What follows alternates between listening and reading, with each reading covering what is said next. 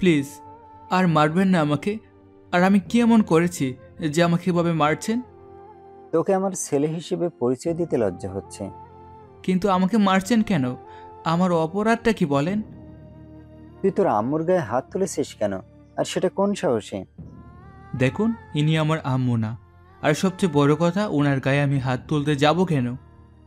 চুপ কর কুত্তার বাচ্চা, তোকে লাই দিতে দিতে আজ তোর এই অবস্থা। তোর এই বাড়িতে আর জায়গা নেই।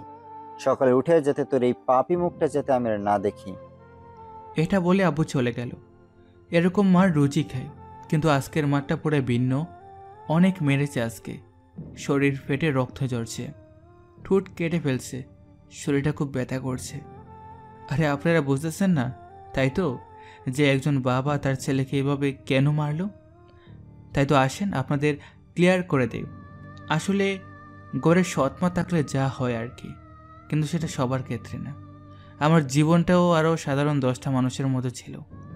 আমি ছিলাম আমার বাবা মায়ের একমাত্র ছেলে। টাকা পয়সার কোনো অভাব ছিল না আমাদের, না ছিল আমার বাবা মায়ের ভালোবাসার। একমাত্র ছেলে হওয়ায় আমার কোনো ইচ্ছে তারা অপূর্ণ রাখেনি। বাবা ছিল একজন বিজনেসম্যান। বিকালের আগে যেভাবেই পারতো বাসায় চলে আসতো আর আমার সাথে খেলা করত। বাবার ছেলের সম্পর্ক ছিল বন্ধুর মতো। তখন আমার বয়স ছিল 14 বছর। আব্বু আমাকে বলতো এটা হচ্ছে আবেগের বয়স, তাই এই বয়সে কোনো ভুল করে ফেললে আব্বুকে যেন জানাই। আর আব্বু এটাও বলতো কোনটা ভুল কোনটা ঠিক। এক প্রকার আমি আর আব্বু বেস্ট ফ্রেন্ডের মতোই ছিলাম। সব কিছু শেয়ার করতাম আব্বুর সাথে। এভাবে আমাদের দিনগুলো খুব ভালো মতো কাটছিল। আব্বু ছুটির দিনগুলো আমাদের সাথে ঘুরে ফিরে দিনগুলো কাটতো। কিন্তু হঠাৎ একদিন আম্মু অসুস্থ হয়ে যায়। তারপর আমরা তাকে হাসপাতালে নিয়ে যাই, কিন্তু আম্মুকে আর বাঁচাতে পারি নাই। চলে গেলেন না ফেরার দেশে। হয়ে গেল আমার মতো ছেলে এতিম। হারিয়ে ফেললাম একজন মাকে। সেদিন থেকে আমি ভেঙে পড়লাম। সেদিন বুঝে গিয়েছিলাম সুখটা হয়তো আমার কপালে নেই। এভাবে দিনগুলো কাটতে লাগলো। আপু খুব ভালোবাসতো আমাকে, বুঝতে দেয় নাই মা হারানোর ব্যথাটা। খুব যত্ন নিত আমার। অনেকেই বাবাকে বলতো আবার একটা বিয়ে করতে, যাতে আমার দেখাশোনা করতে পারে। কিন্তু আব্বু বলতো না, আমি আর বিয়ে করব না, আমার ছেলেকে আমি দেখাশোনা করব, কারোর প্রয়োজন নেই। কিন্তু সেই সুখটাও আমার কপালে সইল না। কাকা আর জেঠার জোড়াজড়িতে আব্বু বিয়ে করতে রাজি হয়, কিন্তু আমি তাকে আমার আম্মু হিসাবে মেনে নিতে পারি নাই। ওই মহিলার রূপ ছিল দুইটা, একটা আব্বু বাসায় থাকতে আর একটা আব্বু অফিসে থাকতে। আব্বু বাসায় থাকলে আমাকে খাইয়ে দিতে যেত, কিন্তু আমি খেতাম না। আবার আব্বু অফিসে গেলে আমি গিয়ে বলতাম আমাকে বাদ দিন, খিদে পেয়েছে। তখন তিনি বলতেন, নিজেরটা নিজে খেয়ে নে, আমি কি এই বাড়ির চাকর নাকি? তখন আমি না খেয়ে শুয়ে থাকতাম। আর আব্বু বাসায় আসলে আব্বুকে বলতাম, কিন্তু আব্বুর সামনে তিনি এমন একটা ব্যবহার করতেন যেন আমি মিথ্যা বলছি। এভাবে 2টা বছর কেটে যায়।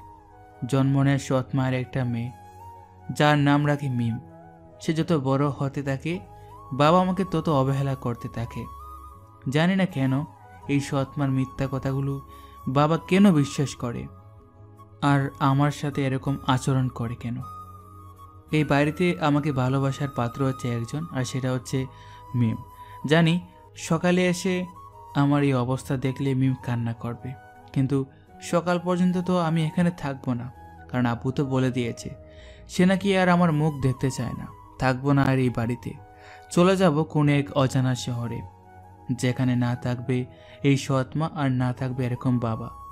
ব্যথায় শরীর নিয়ে উঠে দাঁড়াতে পারছি না। অনেক কষ্টে উঠে দাঁড়ালাম, আর আলমারি থেকে আমার সার্টিফিকেটগুলো নিলাম, আর কিছু টাকাও নিলাম, যেটা দিয়ে আমার মতো এতিমের 3 মাস চলে যাবে অনায়াসে।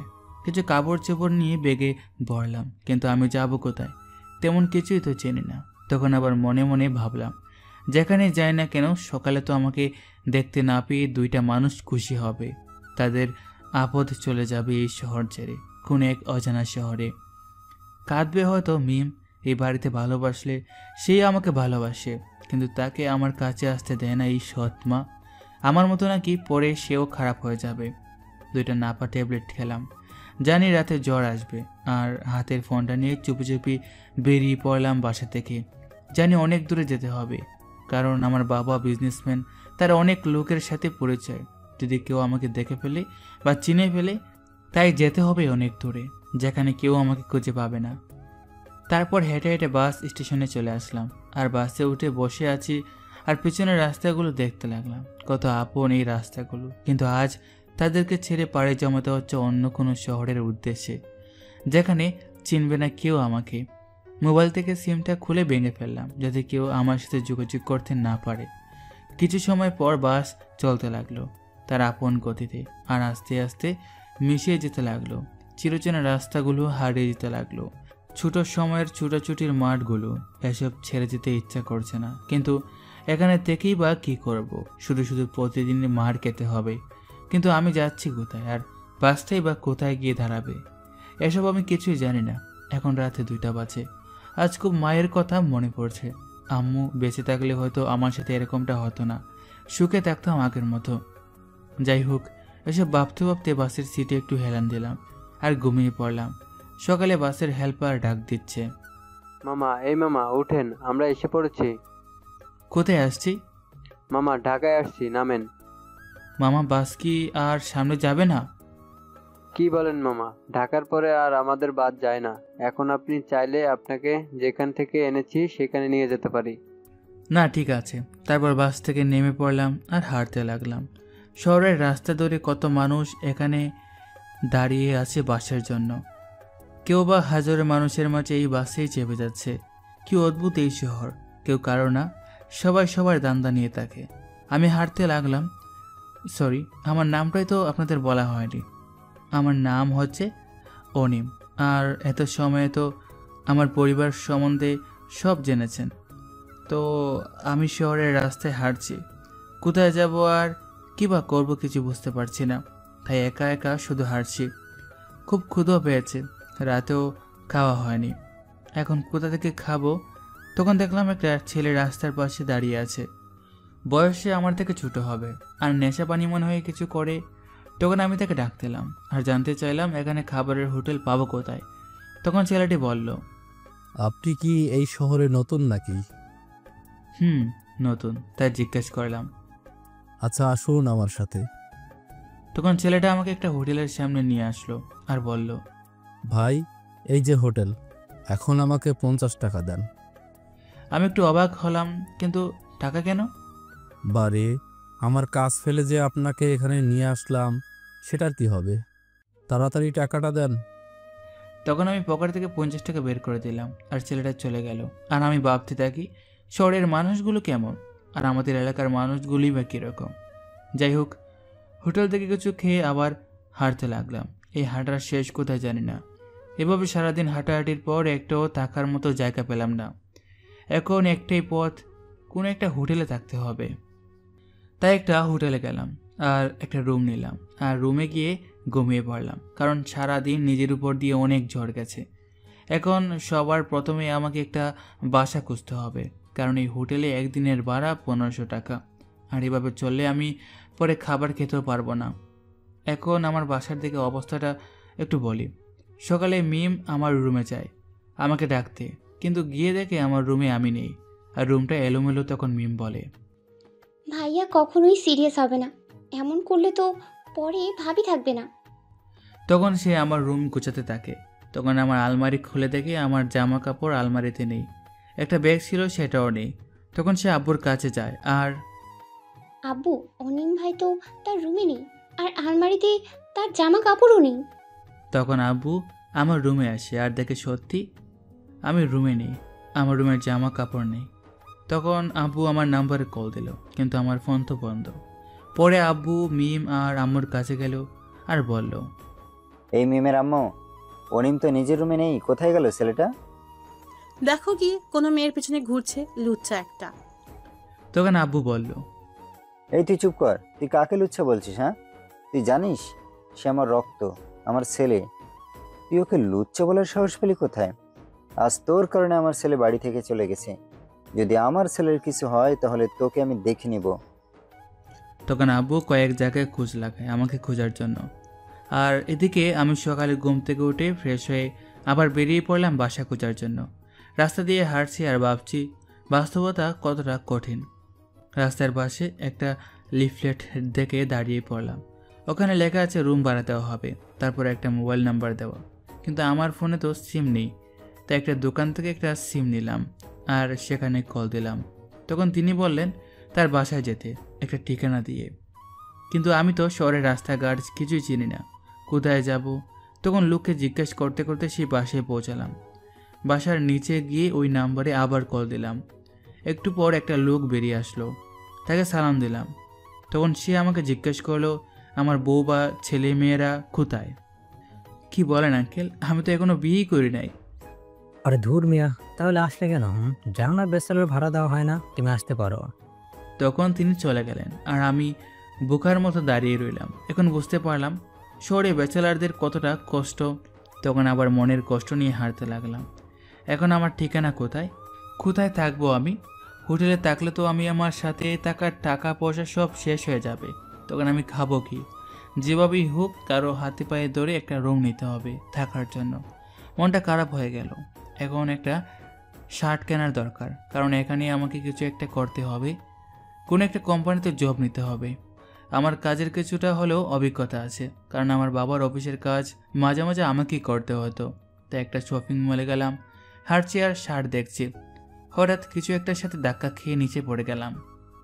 তখন নিচে তাকিয়ে দেখি সুন্দরী একটা মেয়ে আমার নিচে পড়ে আছে আর আমি তার উপরে, ঠিক যেন বাংলা মুভির মতো। মেয়েটা নিচে পড়ে সাপের মতো ফুফাতে লাগলো রাগে। তাই আমি তাড়াতাড়ি উঠে পড়লাম আর শরীরের ময়লা ফেলতে ফেলতে বললাম, সরি আপু, আমি ইচ্ছা করে ধাক্কা দিইনি। তখনই ঠাস করে দুটো শব্দ হলো, কিন্তু আমার গাটা ব্যথা করছে কেন? পরে এই মেয়েটা দিকে তাকিয়ে দেখি চোখ দুটা এতটা লাল হয়েছে যে মনে হচ্ছে এই চোখ দিয়ে আমাকে গিলে খাবে। আর তারপর দুইটা এই মেয়েটাই মেরেছে।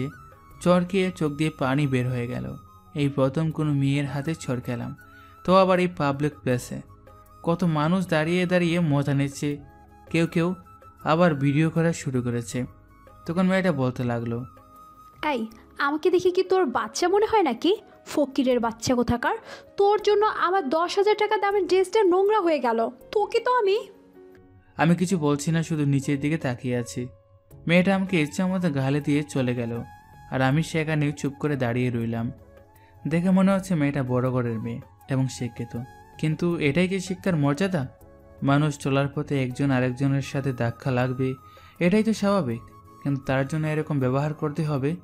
তখন এখানে থাকা লোকগুলো বলছে, দেখছিস কিরকম লুচ্চা ছেলে, পাবলিক প্লেসের সব লুচ্চামি করে। এরকম ছেলেদেরকে পিটিয়ে শহর ছাড়া করা উচিত। আমি কিছু না বলে সেখান থেকে একটা শার্ট নিয়ে চলে আসলাম আর সোজা হোটেলে আসলাম। আজও খুব কান্না করতে ইচ্ছে করছে। কি দোষ ছিল আমার? আমি তো আর ইচ্ছে করে মেয়েটার ওপর পড়ি নাই। আর ওখানে থাকা লোকগুলো কি বললো? আমি তো সেরকম ছেলে না। এভাবে সেই দিনটা কেটে গেল। পরদিন সকালে আবার বের হলাম বাসা খুঁজতে। আগে নিজের মাথা গুজার একটা জায়গা দরকার, পরে অন্য কিছু ভাববো। এরপর কয়েকটা বাড়িতে গেলাম, কিন্তু সে একই কথা, ব্যাচেলার নাকি ভাড়া দেয় না। এরপর অসহায়ের মতো হাঁটতে লাগলাম। কি করব বা কি করা উচিত সেটা বুঝতে পারছি না।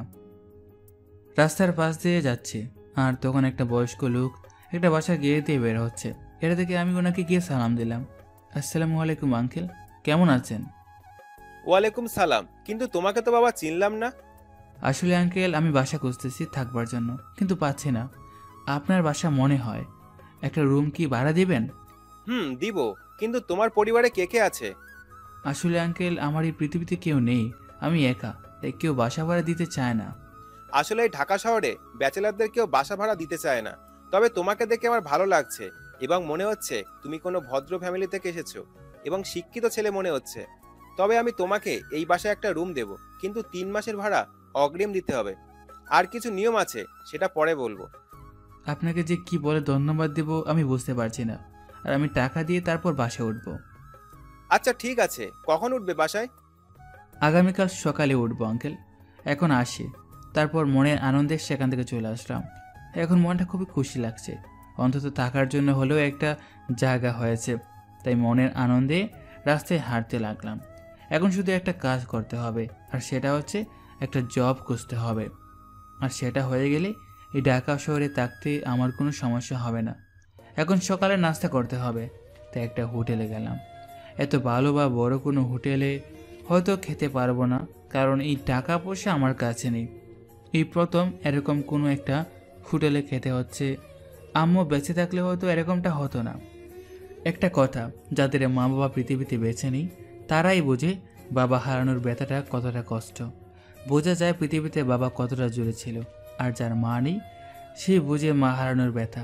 তাই প্লিজ, যার মা বাবা বেঁচে আছে তারা তাদের যত্নটা ঠিক করে নেবেন। যাই হোক, এভাবে সেই দিনটাও কেটে গেল। পরদিন ব্যাগটা হাতে নিয়ে সে বাসার উদ্দেশ্যে রওনা দিলাম। আর একটু পর পৌঁছে গেলাম। আঙ্কেলকে কল দিলাম, তখন তিনি বললেন উপরে আসতে। তিনি সেখানে আছেন, তাই আমি উপরে উঠতে লাগলাম।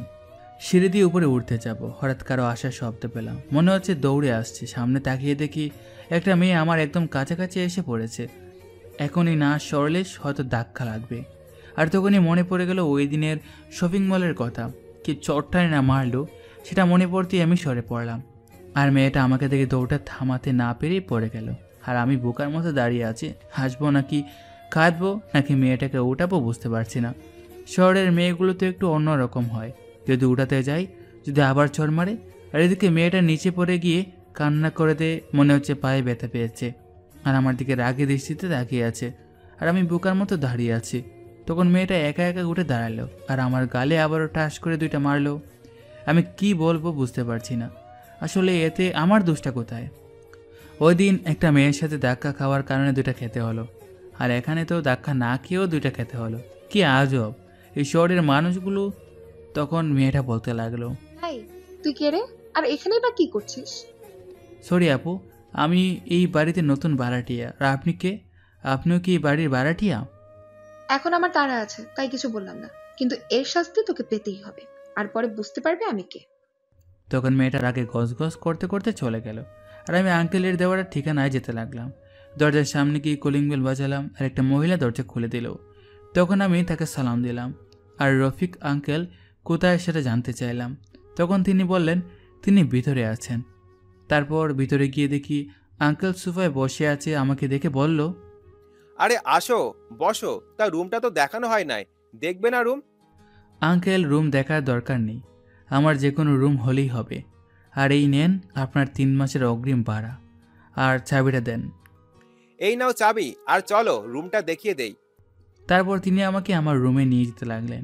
আর একটা রুমের তালা খুলে, এই হচ্ছে তোমার রুম, এখন সবকিছু দেখে নাও। আর এখন আমি যাই, কোনো সমস্যা হলে আমাকে বলবা। আর এই বাসার কিছু নিয়ম কানুন আছে, সেগুলো তোমাকে পরে বলবো। আমি যাই, আর এখন তুমি তোমার রুম দেখো। তারপর তিনি চলে গেলেন। আর আমি রুমটা দেখতে লাগলাম। মোটামুটি ভালো সব কিছুই আছে। তারপর একটু বিছানায় রেস্ট নিলাম। বিকেলে আঙ্কেলের সাথে দেখা করলাম। আর তখন তিনি আমাকে লম্বা একটা লিস্ট দিলেন, যেটা মেনে নিয়েই এই বাড়িতে থাকতে হবে। লিস্টে এরকম, রাত 10টার পর কোনোভাবেই আর গেট খোলা হয় না। যদি তুমি বাইরে আটকে পড়ো তাহলেও না। কোনো মেয়েকে নিয়ে রুমে আসা তো দূরের কথা, এই বাসার আশেপাশেও আসা যাবে না। এরকম অনেক নিয়ম। যাই হোক, এখন আমাকে কিছু বাজার করতে হবে, তাই বাজারের দিকে যেতে লাগলাম। কিছু বাজার করে বাসায় আসলাম। আর বাজারগুলো নিজের রুমে নিয়ে গিয়ে রান্না করতে গেলাম। জীবনেও রান্না করে নেয়, এই প্রথম ছেলে হয়েও রান্না করতে হচ্ছে। ভাগ্যের কি খেলা। যাই হোক, ইউটিউব দেখে কিছু রান্না করলাম, জানি না কেমন হয়েছে। রান্না করতে করতে রাত 8টা বেজে গেল। তখন আমি ভাবলাম এখন একটু ছাদে যাওয়া যাক। তাই একটু চা বানালাম আর ছাদে চলে গেলাম। দেখলাম কেউ নেই, তাই একটা জায়গায় বসে পড়লাম। তবে সেখানে বেশ কিছু ফুল গাছ আছে, সেগুলো দেখতে লাগলাম। বরাবরের মতো ফুল আমার খুব পছন্দ। তখন বসে চা খাচ্ছি আর মোবাইলটা বের করে নতুন একটা ফেসবুক অ্যাকাউন্ট খুললাম। এখন এটাতেই গল্প লিখব, তাই সে আইডি ওপেন করে আবার ফেসবুক থেকে বের হয়ে গেলাম আর নোটবুকে বসে বসে গল্প লিখতে লাগলাম। একটু পর কারো ছাদে আসার শব্দ পেলাম। মনে হচ্ছে কেউ ছাদে আসছে, তাতে আমার কি, আমি আমার মতো বসে আছি। একটু পর কেউ ছাদে এসে আমি যেখানে বসেছি সেখানে আসলো। তখন মোবাইলের দিকে থেকে মাথাটা তুলে তাকিয়ে দেখি, আরে এটা তো সেই মেয়েটা যার সাথে সকালে দেখা হয়েছিল। দেখা না, দুটো ইয়েও মারছিল। তখন সেই মেয়েটা বলতে লাগলো, কি রে, তুই সে ছেলেটা না যার জন্য সকালে আমি সিঁড়ি থেকে পড়ে গিয়েছিলাম? তুই এখানে কি করছিস? এই বাসায় একটা রুম ভাড়া নিয়েছি, আর আজ থেকে আমি এখানেই থাকবো। কি? বাবা তোর মতো কুলাঙ্গার ছেলের কাছে রুম ভাড়া দিয়েছে? আচ্ছা, রুম ভাড়া না হয় দিয়েছে, কিন্তু তোর কাছে কি ছাদটাও ভাড়া দিয়েছে? কি, আপনি এই বাসার মালিকের মেয়ে? আসলে সকালে আমি ইচ্ছে করে এসব করি নাই, তার জন্য আমি সরিও বলেছি। কিন্তু সরি বললে তো আর হবে না। আমার সাথে শত্রুতা করেছিস, এখন আমিও দেখব তুই এই বাসায় কিভাবে থাকিস। আমি বাবাকে এক্ষুনি বলবো যাতে তোকে বাসা থেকে বের করে দেয়।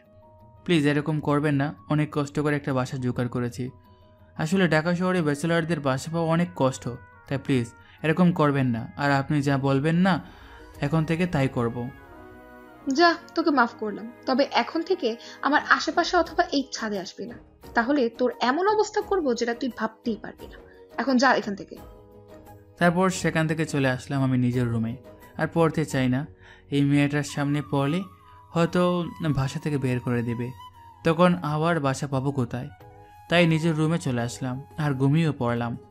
সকালে ঘুম থেকে উঠে ফ্রেশ হয়ে নাস্তা করে বাইরে বের হলাম। রাস্তায় কত মানুষ কত দিকে যাচ্ছে, সবাই সবার জীবিকা নির্বাহের জন্য বের হয়েছে। হাঁটতে হাঁটতে একটা জায়গায় চোখ আটকে পড়ল। একটা বাচ্চা ছেলে ইট ভাঙার কাজ করছে, কিন্তু কিছু একটা ভুল হবার কারণে মালিক এসে ছেলেটাকে মারতে লাগলো। কেউ যাচ্ছে না ছেলেটাকে বাঁচাতে, সবাই তার সামনে দিয়ে চলে যাচ্ছে। তারপর কয়েকটা থাপ্পড় মেরে মালিক চলে যায় আর ছেলেটা আবার কাজ করতে থাকে। আমি স্পষ্ট লক্ষ্য করলাম ছেলেটার চোখ দিয়ে উজুড়ে পানি পড়ছে। সবাই শুধু বলে বাংলাদেশ উন্নতি হচ্ছে, কিন্তু এটাই কি উন্নতির নমুনা? রাস্তাঘাট উঁচু উঁচু বিল্ডিং হলেই দেশ উন্নতি হবে না। এই ছেলেটার মতো হাজারো শিশু রাস্তায় বের হয়ে কাজ করার জন্য, কিন্তু তার এই বয়সটা হচ্ছে লেখাপড়ার, খেলাধুলার। কিন্তু এই বয়সে তাদের রাস্তায় কাজ করতে হচ্ছে। কারো বাবা নেই বা কারো আবার বাবা মা থেকেও নেই, কিন্তু তাদের পাশে দাঁড়ানোর মতো কি দেশে কোনো মানুষ নেই? তাদেরকে শিক্ষিত করে তোলার দায়িত্ব আমাদের সমাজের। আর দেশ সেদিন উন্নতি হবে যেদিন ওদের মতো ছেলেরা রাস্তায় না, স্কুলে অন্য সব বাচ্চাদের মতো লেখাপড়া করবে। সেদিন দেশ উন্নত হবে যেদিন ওদের মতো ছেলে মেয়েদের চোখে পানি নয়, থাকবে মুখে হাসি। তাই চলেন আমরা সবাই এতিমদের পাশে দাঁড়াই। তারপর আমি ছেলেটার কাছে গেলাম আর জিজ্ঞেস করলাম, কি রে, তোর নাম কি? স্যার, আমার নাম অন্তর। তুই এখানে কাজ করছিস কেন? তোর কি মা বাবা নেই? স্যার, সবাই ছিল, কিন্তু এখন নেই। আম্মু ছোট থাকতে মারা গেছে, তারপর আব্বু আবার বিয়ে করে, কিন্তু সৎ মায়ের জ্বালায় আর থাকতে পারি না, সেই বাসায় চলে আসতে হয়েছে বাড়ি ছেড়ে, তাই এখানে কাজ করি। তখন আমি কি বলবো বা কি বলে তাকে সান্ত্বনা দেবো আমি বুঝতে পারছি না, কারণ এই অবস্থার সম্মুখীন আমিও হয়েছি, জানি তখন ভেতরটা কেমন হয়। তখন আমি ছেলেটাকে বললাম, চল আমার সাথে, এখন থেকে তোর আর কোনো কাজ করতে হবে না, এখন থেকে স্কুলে পড়বি আর মানুষের মতো মানুষ হবি। এখন বাসায় যা, আগামীকাল সকালে তোকে আমি স্কুলে ভর্তি করে দেব। স্যার, আমার অনেক ইচ্ছে ছিল স্কুলে পড়বার, তাদের মতো কাঁধে ব্যাগ ঝুলিয়ে স্কুলে যাওয়ার, কিন্তু সব ইচ্ছে মাটি দিয়ে নিজে পেট চালানোর জন্য এই কাজ করতে হচ্ছে। কিন্তু আপনি আমার জন্য এগুলো করবেন কেন? আমি তো আপনার কিছুই হই না। শোন, প্রথমত তুই আমাকে স্যার ডাকতে পারবি না, ভাইয়া বলে ডাকবি। এখন ডাক দে। তখন অন্তর আমাকে ভাইয়া বলেই ডাক দিল। আর তখন আমি তাকে বললাম, এই যে তুই আমাকে ভাইয়া বললি, আজ থেকে আমি তোর বড় ভাই, এখন বাসায় যা। তারপর সে আমাকে কিছু না বলে জড়িয়ে ধরে বলে, ভাইয়া, এই প্রথম এই শহরে তোমার মতো মানুষ দেখলাম।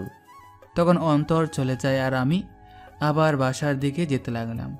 এখন আমাকে একটা জব খুঁজতে হবে, এবং সেটা যে কোনো উপায়ে। কিন্তু আমি তো এই শহরে নতুন, তাহলে কিভাবে কি করব? এখন আঙ্কেলের কাছে যাই, তারা তো এখানে স্থানীয় মানুষ, উনি যদি আমাকে কোনো হেল্প করতে পারে। তাই তার রুমে যেতে লাগলাম। উপরে উঠতে আবারও কারো সিঁড়ি দিয়ে নামার শব্দ পেলাম, তাই আমি আগে থেকে নেমে দূরে দাঁড়িয়ে রইলাম, কারণ এটা যদি স্নেহা হয় তাহলে তো আমি শেষ। তাই একটু দূরে গিয়ে দাঁড়িয়ে রইলাম। ও সরি, আপনাদের তো বলাই হয়নি, বাড়িওয়ালার মেয়ের নাম স্নেহা। আমি দাঁড়িয়ে আছি আর ভাবছি এটা কি হতে পারে। একটু পর তাকিয়ে দেখি এটা স্নেহা আমাকে থেকে একটু দাঁড়িয়েছে, আবার চলে গেল। তখন আমি একটু হাঁপ ছেড়ে বাঁচলাম। এরপর সোজা আঙ্কেলের রুমে গেলাম, গিয়ে কলিং বেল বাজালাম, আর আঙ্কেল দরজা খুলে দিল আর বলল, আরে অনিম, তুমি আসো, ভেতরে আসো। তখন আমি ভিতরে গিয়ে বসলাম। তখন আঙ্কেল আমাকে জিজ্ঞেস করলো, কোনো সমস্যা হয়েছে নাকি? না আঙ্কেল, তেমন কিছু না, একটা কথা বলতে আসছিলাম। কি কথা বলো?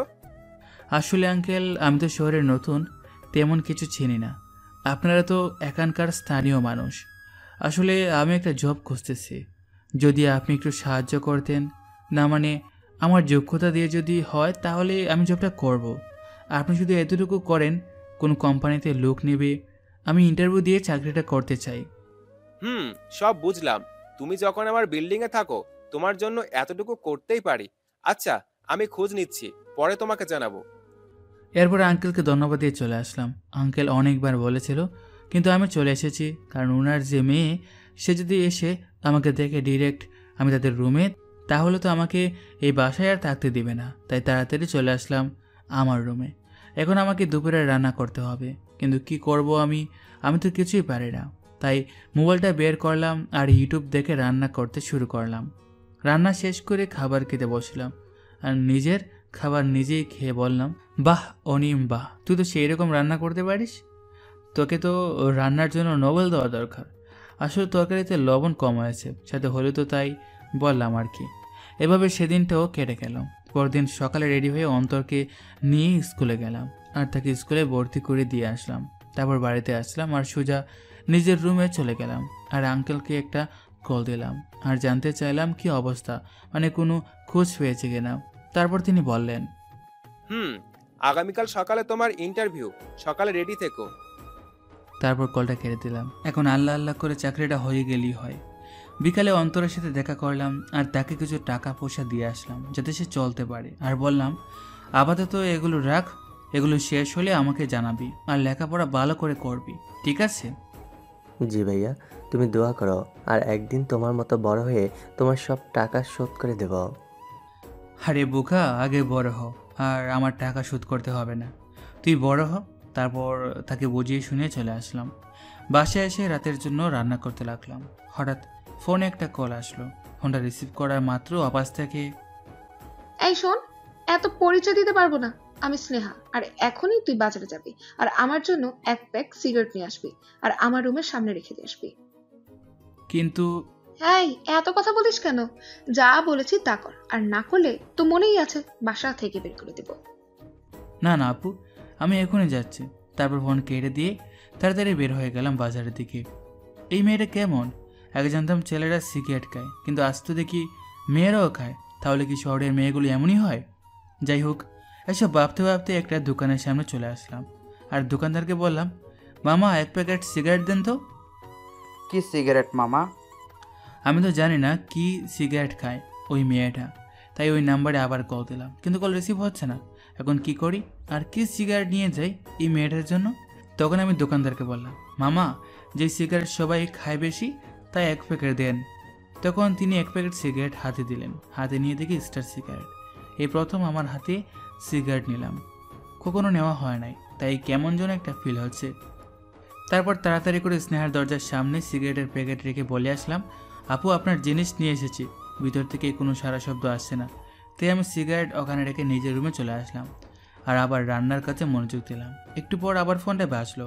ফোনের স্ক্রিনে তাকিয়ে দেখি সেই নাম্বারটা মানে স্নেহার নাম্বার। এক প্রকার বিরক্ত নিয়ে ফোনটা রিসিভ করলাম। তখন ফোনের আওয়াজ থেকে বলল, এই দরজা খুলে আর বাহিরে। একটা কথা যেটা আমার আগে বলা উচিত ছিল, আঙ্কেল আর আন্টি কিন্তু গ্রামে গিয়েছে আর স্নেহা যায় নাই। তারপর আমি দরজাটা খুললাম আর তাকিয়ে দেখি প্রায় 5-6 জন ছেলে মেয়ে দাঁড়িয়ে আছে। দেখে মনে হচ্ছে কোনো কিছু খেয়েছে, কারণ ঠিকভাবে দাঁড়াতেও পারছে না। সবার সামনে স্নেহা দাঁড়িয়ে আছে আর হাতে সিগারেটের প্যাক। তখন স্নেহা আমার মুখের উপর সিগারেটের প্যাকটা ফেলে দিল আর ঠাস ঠাস করে 2টা মারলো আর বলল, এই ফকিরের বাচ্চা, তুই এটা কি সিগারেট আনছিস? হ্যাঁ, তুই আমাকে কি ভেবেছিস? হ্যাঁ, আমি ফকির নি? যাই এক্ষুনি এই সিগারেট নিয়ে আয়, আর এই নে টাকা। জানি তোর কাছে সিগারেট কেনার টাকা নেই, কারণ তুই তো ফকির নি, আর এই সিগারেট তুই খাস। কিন্তু আপু বাইরে তো বৃষ্টি হচ্ছে, তাহলে কিভাবে যাব? সেটা আমি জানি না কিভাবে যাবে। 10 মিনিটের ভেতর সিগারেট আনা চাই, আর না হলে বাসা থেকে তো বের করবই, সাথে এই পৃথিবী থেকেও। তারপর তারা আবার তাদের রুমে গিয়ে দরজা বন্ধ করে দিল আর আমি বোকার মতো সেখানে দাঁড়িয়ে রইলাম। বাইরে তো প্রচুর বৃষ্টি হচ্ছে, তাহলে আমি সিগারেট আনবো কী করে? আবার সময় দিয়েছে মাত্র 10 মিনিট। ঘরে ছাতাও নেই যে যাবো। তখন মনে পড়লো ছোটো সময়ের কথা। একদিন এরকম হঠাৎ বৃষ্টি পড়া শুরু করছিল। তখন ছিলাম আমি রাস্তায়। তখন দৌড়ে একটা দোকানে গিয়ে একটা পলিথিন মাথায় দিয়ে বাসে আসছিলাম। তখন নিজের রুমে গেলাম আর 2টা পলিথিন নিলাম, একটা মাথায় দিলাম আর একটা টাকা রাখলাম। তারপর দৌড়ে একটা দোকানে আসলাম আর সিগারেট চাইলাম। ভিতর থেকে একজন বলা বলি করতে লাগলো, দেখেছিস বর্তমান যুগের ছেলেমেয়েরা কিরকম এত বৃষ্টির মাঝে সিগারেট নিতে চলে আসছে। এসব শুনে একটু লজ্জা পেলাম। জীবনে এগুলো খাই নাই, কিন্তু আজকে না খেয়েও এতগুলো কথা শুনতে হলো। তারপর সিগারেট নিয়ে পলিথিনে ভরলাম আর দৌড়ে চলে আসলাম। একদম ভিজে গেছি, তাই আগে রুমে গিয়ে জামা কাপড় চেঞ্জ করে স্নেহার দরজার সামনে গেলাম আর সিগারেটের প্যাকেট রেখে তাকে বললাম, আপু এই যে আপনার জিনিস। আর তখন আমি রুমে চলে আসলাম। জানি না এরা ভিতরে কি করছে, তবে যাই করুক তাতে আমার কি, কারণ এদেরকে কিছু বলতে গেলে আমাকে আর আস্ত রাখবে না। তারপর আমি আমার মতো রান্না শেষ করে খেয়ে ঘুমিয়ে পড়লাম, কারণ আমার আগামীকাল একটা ইন্টারভিউ আছে। পরদিন সকালে ঘুম থেকে উঠে ফ্রেশ হয়ে রান্না করতে গেলাম। তখন হঠাৎ দরজায় কেউ নক করতে লাগলো। তখন দরজাটা খুলে দেখলাম স্নেহা মেয়েরা দাঁড়িয়ে আছে। আপু কিছু বলবেন? এই তুই এই টাকাটা নিয়ে আমার জন্য কিছু খাবার নিয়ে আয় তো। আপু আসলে সরি, আজকে আমার একটা ইন্টারভিউ আছে সকাল 8টায়। এমনিতেও লেট হয়ে গেছে, যদি খাবার আনতে যাই তাহলে তো আরও লেট হয়ে যাবে। দেখ বেশি কথা বলবি না, যা তাড়াতাড়ি খাবার নিয়ে আয় আর আমাকে খাবারটা দিয়ে তারপর কোথায় যাবি যাস। এখন আর কি করব, তাই বের হয়ে পড়লাম খাবার নিয়ে আসতে। তারপর তার জন্য খাবার নিয়ে আসলাম আর সাথে আমার জন্য। তুই আগে গিয়ে ওর খাবারটা দিতে গেলাম, গিয়ে দেখি সেখানে আরেকজনের আগমন, মানে তার আরেক ফ্রেন্ড এসেছে। আমি খাবারটা তার হাতে দেওয়া মাত্র সে বলতে লাগলো, এই তুই আরেকটা কাজ কর, আরেকজনের জন্য খাবার নিয়ে আয় আর এই নে টাকা। আরে তোর হাতে এই খাবারগুলো কার? আসলে আপু এগুলো আমার জন্য নিয়ে এসেছি। তুই এগুলো আমাকে দে আর এই টাকাটা দিয়ে তুই খাবার কিনে আয়। তখন আর কি করব, খাবারের প্যাকটা তাকে দিয়ে আসতে হলো, না দিলে আবার বলবে, বাবাকে বলে বাসা থেকে বের করে দেব। ঘড়ির দিকে তাকিয়ে দেখি 7:30 বাজে, মানে সময় হয়ে আসছে। এখন রান্না করে খেয়ে বা কোনো রেস্টুরেন্ট থেকে খেয়ে ইন্টারভিউ দেওয়া সম্ভব না, তাই না খেয়ে বেরিয়ে পড়লাম ইন্টারভিউ দেওয়ার জন্য। অনেক জ্যাম টেলে কোনোরকম সে অফিসে পৌঁছালাম, অনেক বড় একটা কোম্পানি। তারপর ভিতরে গেলাম আর আমাকে একটা জায়গায় বসতে দেওয়া হলো। একে একে সবাই ইন্টারভিউ দিতে যাচ্ছে। ভিতরে যেতে একটু নার্ভাস লাগছে, কারণ এই প্রথম ইন্টারভিউ দিতে আসছি তাই। আর এদিকে আমার পেটের ভিতর ক্ষুধা ইঁদুর দৌড়াচ্ছে। এক পর্যায়ে দরজার সামনে গিয়ে বললাম, মে আই কাম ইন? ভিতর থেকে একটা মেয়েলি কণ্ঠে ইয়েস কাম ইন বলে। তারপর ভিতরে গেলাম, গিয়ে আমি যাকে দেখলাম তাকে দেখে তো আমি অবাক। আরে এটা তো সেই মেয়েটা ওই দিন শপিং মলে যার সাথে দেখা লেগেছিল। আল্লাহ, আমার প্রথম ইন্টারভিউটাই নষ্ট হয়ে গেল। যাই হোক, মেয়েটা আমাকে দেখে এমন একটা ভাব করছে যেন সে আমাকে চিনিই না। তখনই আমাকে বসতে বলা হলো। তখন মেয়েটা পাশে বসে একটা লোককে বলতে লাগলো, বাবা তুমি যাও, একটু বাহির থেকে ঘুরে আসো, আমি সামলে নিচ্ছি। তখন লোকটা চলে গেল। এটা মেয়েটার বাবা হয়, তার মানে কোম্পানিটা এই মেয়েটার।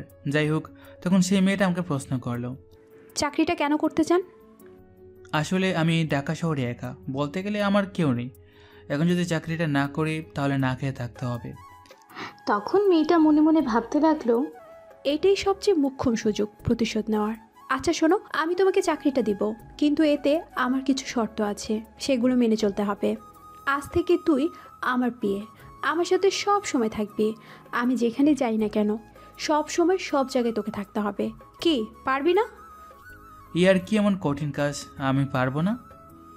ভেবে বলছিস তো? এই নে, এখানে একটা সাইন কর। এটা কিসের দলিল? 5 বছর আগে কোনোভাবে চাকরিটা ছাড়তে পারবি না। এখন তাড়াতাড়ি সাইন কর। মনে মনে, এখন যদি চাকরিটা না নিই তাহলে ঢাকা শহর 1000টা ঘুরলেও চাকরি পাবো না। আর তাছাড়া 5 বছরের আগে চাকরিটা কেনই বা ছাড়তে যাব, তাই সাইন করে দিলাম। তোর বেতন হচ্ছে 30,000। এখন যা, আগামীকাল থেকে চাকরিতে জয়েন করবি, ঠিক আছে? আমার মতো ছেলের 30,000 টাকাই অনেক। জি ম্যাম। আর এই নে অ্যাডভান্স 10,000। আর এখানে অফিসের কিছু রুলস আছে, এগুলো ঠিক করে নিস পরে। যদি ভুল করিস তাহলে তোর খবর আছে। তারপর মেয়েটাকে সালাম দিয়ে চলে আসলাম। আর আজ থেকে তো উনি আমার অফিসের বস, তাহলে মেয়ে মেয়ে করছে কেন? যাই হোক, আজকে অনেকটা খুশি খুশি লাগছে, কারণ এখন আর আমার কোনো চিন্তা নেই। এটা চাকরির অভাব ছিল, সেটাও পূরণ হয়েছে। তাই অ্যাডভান্সের টাকা দিয়ে কিছু মিষ্টি নিলাম, যাতে বিল্ডিংয়ের সবাইকে খাওয়াতে পারি। মিষ্টি নিয়ে একে একে বিল্ডিংয়ের সবাইকে খাওয়াতে লাগলাম। সবাই অভিনন্দন জানাচ্ছে। এখন শুধু একজন বাকি আছে, আর সেটা হচ্ছে স্নেহা। তাই ওকে মিষ্টি দেওয়ার জন্য ওর রুমের সামনে গেলাম। গিয়ে শুনলাম ভেতরে বক্স বাজতেছে, মনে হয় কোনো পার্টি দিচ্ছে। এই ম্যারেজে কত পার্টি করতে পারে একমাত্র উপরওয়ালাই জানে। তারপর দরজায় একটু নক করলাম, তখন ভিতর থেকে স্নেহা আর সাথে 2টা বান্ধবী বের হলো। আমাকে দেখে স্নেহা বলল, কিরে তুই এখানে, আর হাতে মিষ্টির প্যাকেট নাকি? কিরে বিয়ে ঠিক হয়েছে নাকি তোর? আচ্ছা তোকে কে বিয়ে করলো বলতো? তোর মতো ফকিরের সাথে বিয়ে? এটা বলে তারা হাসাহাসি করতে লাগলো। আসলে আপু, আপনাদের ডিস্টার্ব করার জন্য সরি। আমার একটা জব হয়েছে, তাই সেই খুশিতে বিল্ডিংয়ের সবাইকে মিষ্টি মুখ করিয়েছি। এখন আপনারা শুধু বাকি। তারপর তাদেরকে মিষ্টির প্যাকেট এগিয়ে দিলাম। তখন স্নেহা আমার দিকে একবার তাকে একটা মিষ্টি হাতে নিল, আর তার বাকি 2 বান্ধবীও। তখন তারা এমন একটা কাজ করলো যেটা আমি তাদের কাছ থেকে কোনো আশা করিনি। তারা মিষ্টিগুলো হাতে নিয়ে আমার মুখে মাখাতে লাগলো আর হাসাহাসি করতে লাগলো। তখন স্নেহা বলে, এই ফকিরের বাচ্চা শোন, আমরা এসব কম দামে মিষ্টি খাই না, এগুলো তোর লেভেলের কাউকে নিয়ে খাস। ফকিরের বাচ্চা বলাতে আর মিষ্টিগুলো মুখে মাখাতে প্রচণ্ড রাগ উঠে গেল। তাই আমি আর রাগকে কন্ট্রোল করতে না পেরে স্নেহাকে টাস করে একটা থাপ্পড় মারলাম।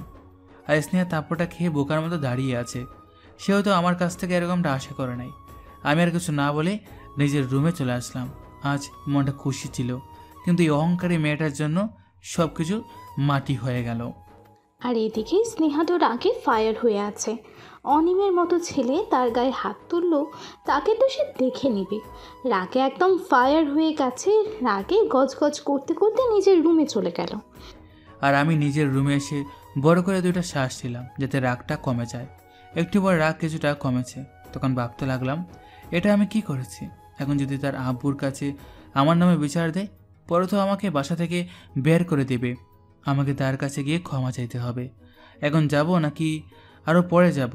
না, এখন যাওয়া যাবে না। গেলেও তো আমাকে আস্ত রাখবে না। তাই নিজের রুমে শুয়ে পড়লাম। আজ রান্না করতে ইচ্ছে করছে না, তাই ঘুমিয়ে পড়লাম। বিকালে ঘুম থেকে উঠে ফ্রেশ হলাম আর বাজারে গিয়ে কিছু খেয়ে নিলাম। এখন মোটামুটি শহরের রাস্তাঘাট অল্প হলেও চিনি, তাই তেমন কোনো সমস্যা হয় না। এরপর বাসায় চলে আসলাম। এরপর আর স্নেহার সাথে দেখা হয় নাই। রাতে রান্না করে খেয়ে দিয়ে ঘুমিয়ে পড়লাম, কারণ সকালে আমাকে অফিসে যেতে হবে। মোবাইলে অ্যালার্ম দিয়ে রাখলাম, যাতে সকালে উঠতে সমস্যা না হয়। এরপর কখন যে ঘুমিয়ে পড়লাম জানি না। সকালে অ্যালার্মের শব্দে ঘুম ভাঙলো, আর উঠে ফ্রেশ হয়ে সাদা শার্ট আর একটা প্যান্ট পরলাম আর অফিসের জন্য বেরিয়ে পড়লাম। রাস্তা একটা রিক্সা পেলাম, সেটা দিয়ে অফিসে চলে আসলাম। তখন অফিসে ঢুকে সোজা বসের কেবিনের সামনে চলে আসলাম। May I coming ma'am? না মিস্টার অনিম, আমরা একটা মিটিং করছি। আপনি এক কাজ করেন, আমাদের জন্য 3 কাপ কফি নিয়ে আসেন। তখন আমি কিছু না ভেবে কফি আনতে গেলাম, কিন্তু সমস্যা হচ্ছে আমি তো কফি বানাতে পারি না। যদি খারাপ হয় পরে যদি ম্যাম রাগ করে। আর তাছাড়া আমি তো অবশ্যই নতুন কারোর সাথে আমার পরিচয় নেই। কাউকে যে বলবো আমাকে একটু হেল্প করতে, সেটাও তো পারছি না। এখন কি করি? তখন আমি নিজেই কফি বানাতে গেলাম। জীবনে এই প্রথম নিজের হাতে কফি বানালাম। জানি না কেমন হয়েছে, তাই চামচ দিয়ে একটু মুখে তুললাম। মোটামুটি ভালোই হয়েছে। তারপর তাড়াতাড়ি করে বসের কেবিনের সামনে গেলাম আর অনুমতি নিয়ে ভিতরে গেলাম। গিয়ে দেখি ভিতরে ওই 2জন মানুষ মনে হচ্ছে চলে গেছে। তখন আমি ম্যামের দিকে তাকালাম, দেখে মনে হচ্ছে রেগে আছে। তখন ম্যাম বলতে লাগলো, এই বেটা রামছাগল, তোকে কখন পাঠিয়েছি কফি নিয়ে আসতে? জানিস তোর জন্য আমার ওদের কাছে কতটা অপমানিত হতে হয়েছে?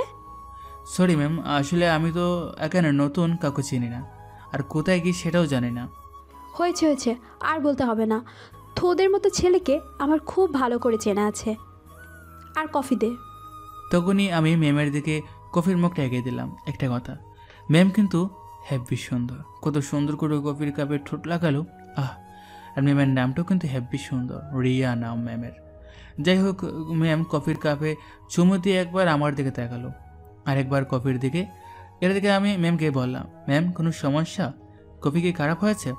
তখন ম্যাম এমন একটা কাজ করবে সেটা আমি কখনোই ভাবতে পারিনি। ম্যাম কফির মগটা আমার দিকে ফেলে দেয়। গরম কফি আমার হাতে এসে পড়ে। আমি একটু হালকা চিৎকার দিয়ে উঠি। তখন রিয়া ম্যাম বলতে লাগলো, ওই গাইয়া, একটা কফি বানিয়েছিস? হ্যাঁ, এটা কি কোনো মানুষ খায়? ভালো করেছিস। তখন যদি নিয়ে আসতি আর আমার গেস্টের মধ্যে কেউ খেত, তাহলে তো আমার মান সম্মান সব শেষ হয়ে যেত। ম্যাম আমাকে নানা রকম গালি দিচ্ছে, আর আমি আমার হাতের দিকে তাকিয়ে আছি। সাথে সাথে ফুসকা পড়ে গেল, একদম লাল হয়ে গেছে, খুব ব্যথা করছে। তখন ম্যাম বলল, এই এই এখানে মূর্তির মতো দাঁড়িয়ে আছিস কেন? এই ভাঙা কাজ আর এগুলো পরিষ্কার কর জলদি।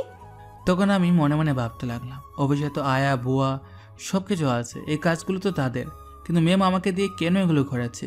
হাতে ব্যথা নিয়েও কাজগুলো করতে লাগলাম। ম্যাম দেখছে আমার হাতে ব্যথা, তবুও আমায় দিয়ে কাজগুলো করাচ্ছে। আমি ভাঙা কাজগুলো তুলতে লাগলাম, আর এক পর্যায়ে আমার হাতের আঙুলও কেটে গেল, হাত দিয়ে রক্ত ঝরছে। ম্যাম সেটা দেখছে কিন্তু কিছু বলছে না। তখন এগুলো তুলে বাইরে চলে আসলাম, আর ডাস্টবিনে ফেলে বাইরে একটা ফার্মেসিতে গেলাম আর হাত ওয়াশ করে কিছু ট্যাবলেট নিয়ে আসলাম। এরপর আবার অফিসে আসলাম, প্রায় 1 ঘন্টার মতো সময় লেগেছে। তারপর বসের কেবিনে মানে রিয়া ম্যামের কেবিনে গেলাম। আমাকে দেখে ম্যাম বলল, কি রে এত সময় কোথায় ছিলি? একটা কথা, ম্যাম কিন্তু আমাকে তুই করে বলে। ম্যাম এই একটু হাত কেটে গিয়েছিল, সেটার জন্য মেডিসিন আনতে গিয়েছিলাম। এত সময় লাগে তোর মেডিসিন নিয়ে আসতে? ফাঁকিবাজি কিন্তু আমার একদম পছন্দ না। আজ প্রথম দিন, তাই মাফ করে দিলাম। আর এই নে এই ফাইলটা, আগামীকাল কমপ্লিট করে আমার কাছে নিয়ে আসবি, কোনো ভুল যাতে না হয়। আর তোর তো মনে হয় ল্যাপটপ নেই, চল আমার সাথে, কোম্পানি থেকে তোকে একটা ল্যাপটপ দেওয়া হবে। তারপর ম্যামের সাথে বাইরে যেতে লাগলাম। ম্যাম তার গাড়িতে উঠলো আর আমার হাতে 20 টাকা দিয়ে বলল, তুই একটা বাস ধরে ওই জায়গায় আসবি। তারপর ম্যাম চলে গেল। আমি বোকার মতো দাঁড়িয়ে রইলাম। আমি কি বোকা, তাই না?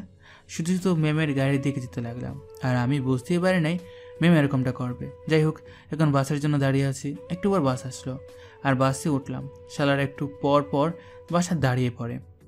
আর এদিকে রিয়া সেখানে পৌঁছে গিয়ে দাঁড়িয়ে রইল আর রাগে ফায়ার হতে লাগলো আর বলতে লাগলো, এইটুকু রাস্তা আর সে এত সময় লাগছে, শালা অলস, আজকে আয় দেখ আমি তোর কি করি।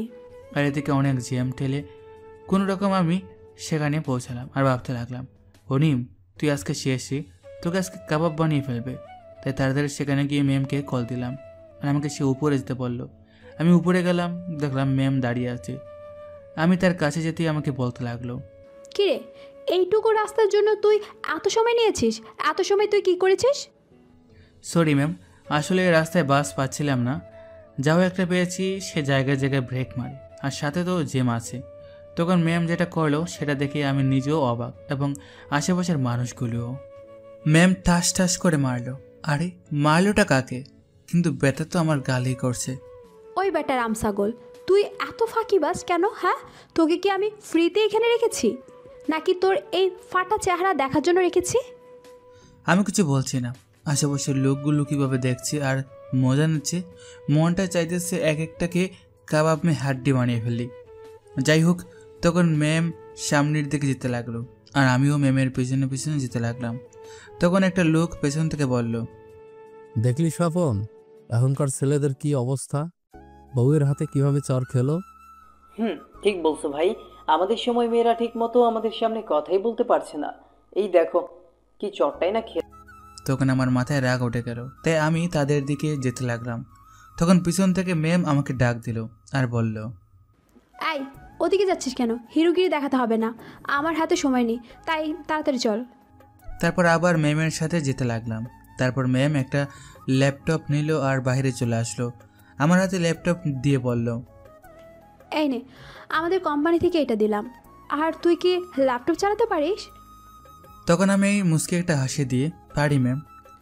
আচ্ছা তাহলে তুই এখন থেকে এই কাজ কর, কোনো একটা গাড়ি নিয়ে অফিসে চলে আয়। তখন ম্যাম চলে গেল আর আমি একটা রিক্সা নিয়ে যেতে লাগলাম। লোকটা ছিল মুরব্বী। তখন আমি তাকে জিজ্ঞাসা করলাম, চাচা আপনি এই বয়সী রিক্সা কেন চালান? আপনার কি ছেলে মেয়ে নেই? বাবা, ছেলে মেয়ে থেকেও নেই। বুঝতে পারি নাই, চাচা একটু বুঝিয়ে বলবেন?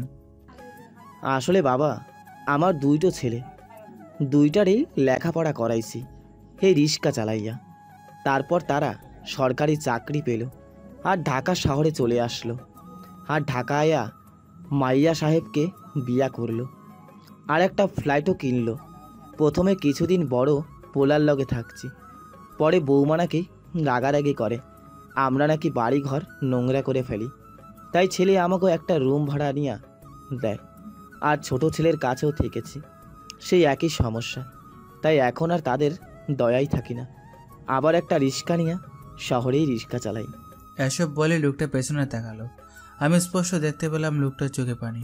তারপর কোনো রকমে অবশ্যই গেলাম। শরীরটা একদম গেমেছে, তাই ওয়াশরুম থেকে ফ্রেশ হয়ে আবার ম্যামের কেবিনে গেলাম। তখন ম্যাম আমাকে বলল, আচ্ছা তাহলে তুই আসতে পেরেছিস। আমি হয়তো ভাবলাম তুই হয়তো পালিয়ে বাড়িতে চলে গিয়েছিলি। যাই হোক, চল আমার সাথে। তারপর আবার ম্যামের পেছন পেছন গেলাম। তখন ম্যাম আমাকে বাকি কর্মীদের কাছে নিয়ে গেল আর বলল, ওকে হয়তো কেউ চেনে না, তাই তো। ও হচ্ছে আমার পিএ, নতুন জয়েন করেছে আর সে খুব ভালো কাজ করতে পারে। আপনাদের যে কোনো কাজে সমস্যা হলে তার কাছ থেকে সাহায্য নিতে পারেন। উনি কোনো কিছু মনে করবে না, কাজগুলো করে দিবে। কি পারবেন না মিস্টার রাফি? আমি জানি ম্যাম আমার সাথে এরকম করছে শুধু আমাকে অপমান করার জন্য আর প্রতিশোধ নেওয়ার জন্য। জি ম্যাম, আমি চেষ্টা করব। তারপর সবার সাথে পরিচিত হলাম আর বিকেল হয়ে গেল, মানে অফিস ছুটি হয়ে গেল। আমি একটা রিক্সা করে বাসায় আসতে লাগলাম আর হঠাৎ করে মনে পড়লো অন্তরের কথা। তার সাথে তো আজকে দেখা করার কথা। তারপর রিক্সা ঘুরিয়ে আবার যেতে লাগলাম অন্তরের সাথে দেখা করার জন্য। গিয়ে দেখে ছেলেটা দাঁড়িয়ে আছে। 2 দিনে কতটা পরিবর্তন ছেলেটার। যাই হোক, তার কাছে গেলাম। সে আমাকে সালাম দিয়ে বলল, ভাইয়া অনেক সময় হলো দাঁড়িয়ে আছি, আর এখন তোমার আসার সময় হলো। সরি রে, আসলে অফিস মাত্র ছুটি হলো। আর তোর স্কুল কেমন চলছে রে? ভালো ভাইয়া। তারপর তার সাথে কথা বলে বাসার দিকে যেতে লাগলাম। গেট দিয়ে ঢুকতে যাব, তাকিয়ে দেখে স্নেহা আসছে, তাই আমি আগে থেকে একটু সাইডে চলে আসলাম যাতে সে আমাকে না দেখে। কিন্তু কি হবে, কথায় আছে না, যেখানে বাঘের বয়স সেখানেই রাত হয়, ঠিক সেই আমাকে দেখে নিল। কিন্তু অবাক হবার বিষয়, সে আমাকে কিছু না বলে চলে গেল। আমি ভাবতে লাগলাম, মেয়েটা কি তাহলে ভালো হয়ে গেল নাকি? বাহ অনিম, বাহ, তুই সে একটা জিনিসে এক তারপরে মেয়েটাকে ভালো করে দিলি। তারপর আমি আমার নিজের রুমে চলে গেলাম আর ফ্রেশ হয়ে একটু গল্প লিখতে বসলাম। হঠাৎ ফেসবুকে একটা মেসেজ আসলো। হাই, কেমন আছেন? সেই চেনা আইডি থেকে সে আমার গল্প প্রতিদিন পড়ে, মাঝে মাঝে কথা হয়। আমি কিছুটা হলেও বুঝতে পেরেছি মেয়েটা আমাকে একটু হলেও পছন্দ করে। তবে অবাক হবার বিষয় হচ্ছে, আমরা কেউ কাউকে কোনো দিনও দেখি নাই। তখন আমি রিপ্লাই দিলাম, আলহামদুলিল্লাহ ভালো আছি, আপনি কেমন আছেন? আমিও ভালো আছি। কি করেন? এই তো মাত্র অফিস থেকে আসলাম। আপনি? আমিও মাত্র অফিস থেকে এসেছি, আর একটু পরে রান্না করতে যাব। আরে আপনি কেন এত কষ্ট করেন? একটা বিয়ে করে নিলেই তো পারেন। বিয়ে? তাও আবার আমি? কে করবে আমাকে বিয়ে? একবার রাজি হয়ে দেখেন না, কত মেয়ে ঘুরবে। আর তাছাড়া দেশে কি মেয়ের অভাব পড়েছে নাকি? আমরা কি মেয়ে না? আমাদের কি বিয়ে হবে না? তবে আমার লাইফটা অন্য সব ছেলেদের থেকে ভিন্ন। কেন ভিন্ন? আর কি রকম? সেগুলো না হয় অন্য আরেক সময় বলবো। আর এখন আমাকে রান্না করতে হবে। আচ্ছা ঠিক আছে, রান্না করেন। আর পারলে আজকে গল্পটা পোস্ট করবেন। আজকে মনে হয় করতে পারবো না, কারণ অফিস থেকে আজকে একটা কাজ দিয়েছে, সেটা করতে হবে। আচ্ছা ঠিক আছে, আপনি কাজ করেন। আর আবার অনলাইনে আসলে আমাকে একটা মেসেজ দেবেন। আল্লাহ হাফেজ। তারপর আমি অনলাইন থেকে চলে আসলাম আর রান্না করার জন্য সব কিছু রেডি করতে লাগলাম। তখন দেখলাম ঘরে তো চাল নেই, শেষ হয়ে গেছে। তাই এখন বাজার থেকে চাল নিয়ে আসতে হবে। তাই বাজারের দিকে যেতে লাগলাম। রাস্তায় দেখলাম স্নেহা আর সাথে আরও কয়েকজন মেয়ে এবং ছেলে বাসার দিকে আসছে। মনে হচ্ছে আজকেও তারা পার্টি করবে, বড় লোকের ছেলেমেয়েরা যেটা করে আর কি। যাই হোক, তাতে আমার কি, আমি আমার মতো বাজারে গেলাম আর চাল নিলাম। তারপর আবার চলে আসলাম আর বাসায় এসে রান্না করতে লাগলাম। রান্না শেষ করতে করতে রাত 8টা বেজে গেল। তখন আমি ভাবলাম, এখন একটু অফিসের কাজগুলো করি, পরে না হয় খেয়ে দিয়ে ঘুমিয়ে পড়বো। যেই বাবা সেই কাজ। ল্যাপটপটা নিয়ে সোফায় বসে পড়লাম, সাথে ম্যামের দেওয়া সেই ফাইলটা। বসে কাজ করতে লাগলাম। আমি কাজটা যতটা সহজ মনে করেছিলাম, আসলে কাজটা তার চেয়ে অনেক কঠিন। কারণ ফাইলটা জেনে বুঝে ম্যাম আমাকে দিয়েছে যাতে সে আমাকে অপমান করতে পারে। যাই হোক, কাজটা আমি করতে লাগলাম। এভাবে রাত 9টা বেজে গেল, কিন্তু ফাইলটার কোনো কিছু আমি বুঝতে পারছি না। শরীর পুরো গেমে, যেভাবেই হোক এটা আমাকে কমপ্লিট করতেই হবে। তাই আরও মনোযোগ দিয়ে কাজটা করতে লাগলাম। আর অন্যদিকে স্নেহা আর তার বন্ধুরা বসে বসে গল্প করছে আর ড্রিঙ্কস করছে। তখন স্নেহার এক বান্ধবী বলল, কি রে স্নেহা, তোকে যে সেদিন ওই ভাড়াটি একটা থাপ্পড় মেরেছিল, কিন্তু তুই তো তার কিছুই করিস নাই, নাকি তুই তাকে ভয় পেয়েছিস, নাকি অন্য কিছু? হ্যাঁ, এটা বলে তারা হাসতে থাকে। তখন স্নেহা বলে, তোরা এখনো স্নেহা চৌধুরীকে ভালো করে চিনিসই না। আমার বাবা আজ পর্যন্ত আমার গায়ে হাত তোলেনি। আর এই রাস্তার ছেলে কোথা থেকে এসে আমার চড় মারলো। আর তোরা ভাবলি কি করেছে? হ্যাঁ, আমি তাকে ছেড়ে দিব? তোরা খালি দেখে যা আমি কি করি। আর এদিকে আমি কিছুটা হলেও কাজটা বুঝতে পেরেছি, তাই আমি কাজটা করতে লাগলাম। আর তখনই আমার দরজায় নখের শব্দ শুনলাম। তখন মেজাজটা খারাপ ছিল, আর এখন আরও খারাপ হয়ে গেল। তাই রাগে মুড নিয়ে দরজাটা খুললাম, আর দেখতে পেলাম স্নেহা আর তার সঙ্গীরা দাঁড়িয়ে আছে। কিছু বলবেন? একটা দরকারে এসেছিলাম। আসলে আমাদের না আজকেও সিগারেট নেই, সাথে বিয়ারও নেই। যদি একটু কষ্ট করে এনে দিতেন। সরি, আমার এখন অনেক কাজ বাকি আছে। আপনাদের মধ্যে কাউকে পাঠান। আর প্রতিদিন এসব খেতে হয় নাকি? আপনাকে এখনই নিয়ে আসতে হবে, আর সাথে আমাদের সাথে আজকে পার্টি করতে হবে, ব্যাস। যদি আমি না আনি তখন? ও, আজকে দেখছি ছেলে কথাও বলতে পারে। দেখ, ভালোই বলছি, এসব নিয়ে আয়। গতকাল থাপ্পড় মেরেছিলি, কিছুই বলিনি। আর এখন যদি কথা না শুনিস তাহলে যে তোর কি করব। কি করবেন শুনি? দেখবি আমি কি করতে পারি। তখন সে আমাকে একটা ধাক্কা মেরে রুমের ভিতরে নিয়ে আসে, আর তাড়াতাড়ি দরজা আটকে দিয়ে চেঁচামেচি শুরু করে দেয়। প্লিজ আমাকে কেউ বাঁচান, এই ছেলেটা আমাকে জোর করে তার রুমে নিয়ে এসেছে। এসব দেখে তো আমি একদম বোবার মতো দাঁড়িয়ে আছি। একটা মেয়ে তার নিজের সতীত্ব বা ইজ্জত নিয়ে না ভেবে নিজের প্রতিশোধকে সে এগিয়ে রেখেছে। বাহ মেয়েরা বাহ, আজ তোমাদের এত অধপতন। একটা মেয়ের সবচেয়ে দামি জিনিস হচ্ছে তার ইজ্জত, সেটা নিজের হাতে নষ্ট করতে চাচ্ছে। ব্যাপারটা ভালো ঠেকছে না। তাই আমি তাড়াতাড়ি করে স্নেহার মুখটা চেপে ধরলাম। কি করছেন কি? আমি কখন আপনাকে আমার রুমে নিয়ে আসলাম? আপনি নিজেই তো আমার রুমে এসেছেন, আর এত চেঁচামেচি করছেন কেন? জানেন এতে কি সমস্যা হতে পারে? এত কিছু জানার দরকার নেই, তুই এসব নিয়ে আসবি না। আবার চেঁচাবো, এবার কিন্তু অনেক জোরে চেঁচাবো। পরে ভেবে দেখ লোকে তোর কি অবস্থা করবে। সেসব ভেবে কিন্তু এখনই আমার কেমন খারাপ লাগছে। আচ্ছা, আগে রুম থেকে বের হন, আমি যাচ্ছি বাজারে। তখন সে রুম থেকে বের হয়ে সাথে আমিও তখন আমার পাশের রুম থেকে একটা লোক বের হয়ে আসে আর বলে, স্নেহামা, তোমার কি কিছু হয়েছে নাকি? তোমার চিৎকার শুনলাম। আসলে আঙ্কেল, তেলাপোকা দেখেছিলাম তো, সেই জন্য আর কি ভয় চিৎকার দিয়েছে। আপনি যান, আমি একদম ঠিক আছি। তখন লোকটা চলে গেল, আর আমি গিয়ে বললাম, দেন টাকা দেন। সোনা, আমরা তো কেউ টাকা দিব না। ও হ্যাঁ, আপনি না নতুন চাকরি পেয়েছেন, সেই হিসেবে আমরা কিন্তু একটা ট্রিট পাই। কি বলিস সবাই? তো মনে করেন এটা ট্রিট হিসেবে দিবেন। সরি, আমার কাছে এত টাকা নেই। যাবি নাকি আবার? আচ্ছা ঠিক আছে, আমি যাচ্ছি। কি আর করার, এই মেয়েকে তো আর বিশ্বাস নেই, কখন কি করে বসে। তাই মানিব্যাগটা নিয়ে বেরিয়ে পড়লাম। আজ মনে মনে নিজেকে নিজে গালি দিতে লাগলাম। কেন যে এই মেয়েটার সাথে দেখা হতে গেল, কিনি বা সে প্রথম দিন আমার সাথে ধাক্কা লাগলো। এসব ভাবতে ভাবতে বাজারে চলে আসলাম। আর অন্যদিকে স্নেহার বন্ধুরা বলছে, তুই তো সেই লেভেলের অভিনেত্রী রে, এক ঝটকায় ছেলেটাকে বাঘ থেকে ভেজা বিড়াল বানিয়ে ফেলি। শুধু দেখতে থাক ওর সাথে আমি কি কি করি। আমাকে চড় মারার সাহস আমি বের করব।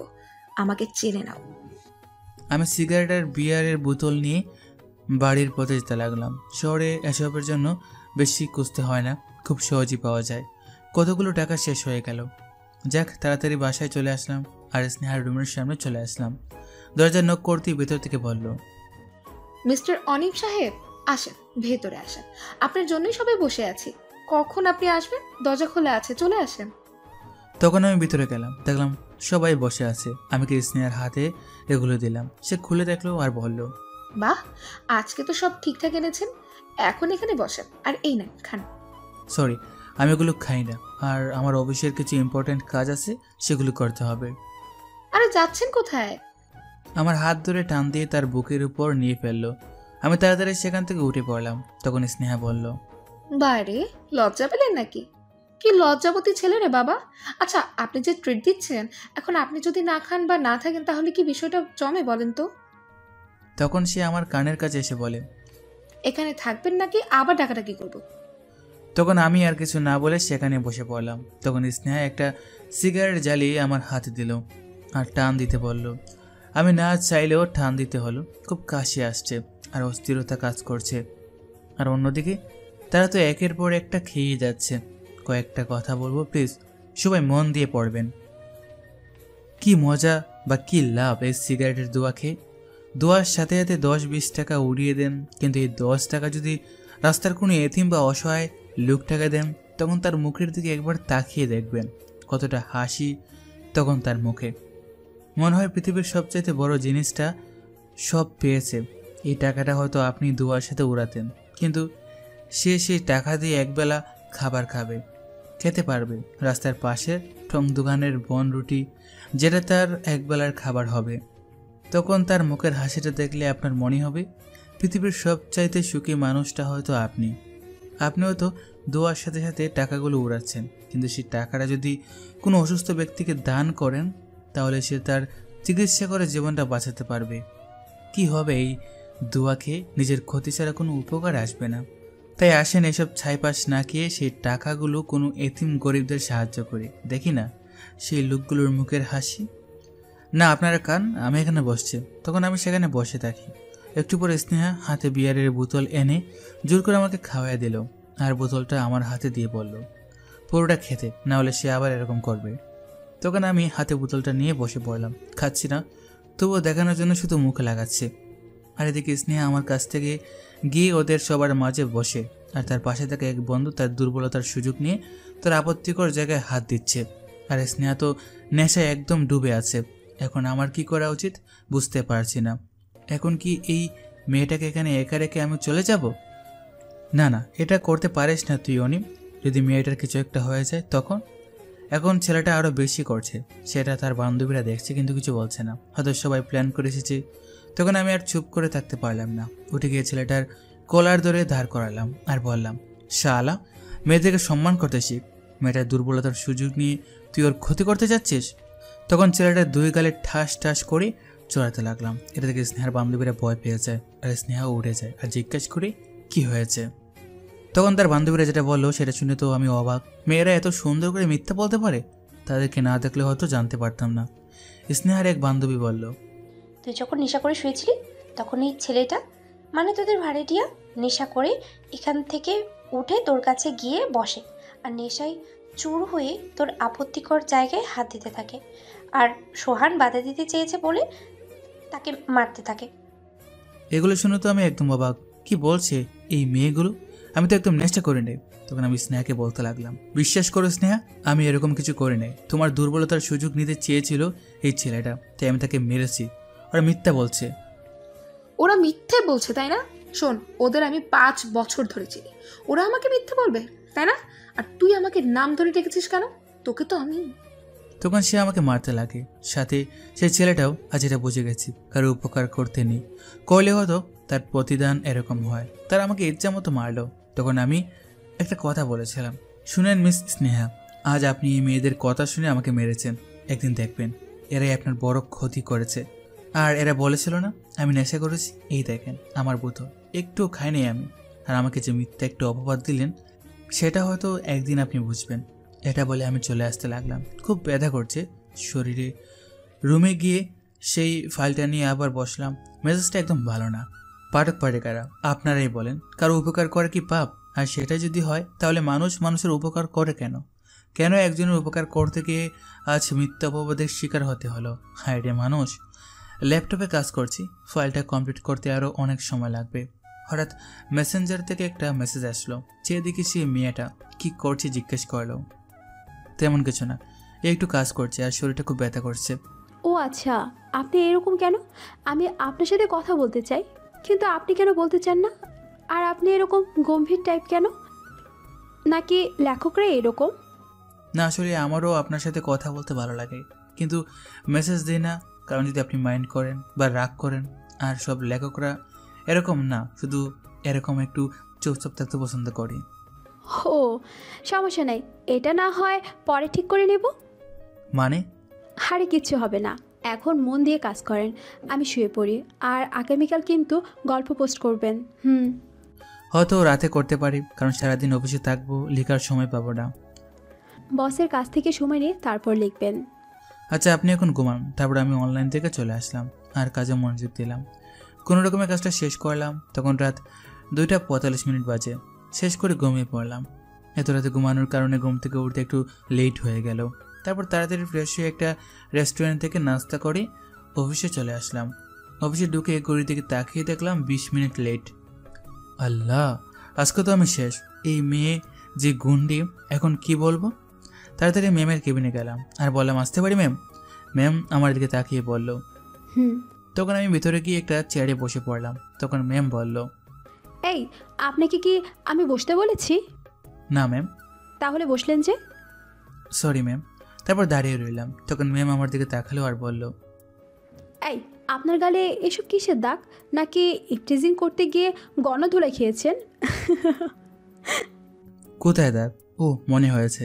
গতকাল রাতে যে রাত জেগে কাজ করেছি আর আমি যে বাসায় থাকি সেখানে অনেক মশা, আর বাড়িতে কোয়েলও ছিল না। ব্যাস গালে মশা বসেছে আর টাস করে মারলাম আর এরকম দাগ হয়ে গেল। মিথ্যা বললাম। ম্যাম আমার কথা শুনে হেসে দিল। আমি অপলক দৃষ্টিতে তাকিয়ে থাকি। কি সুন্দর করে হাসে ম্যাম। এই প্রথম হাসতে দেখলাম ম্যামকে।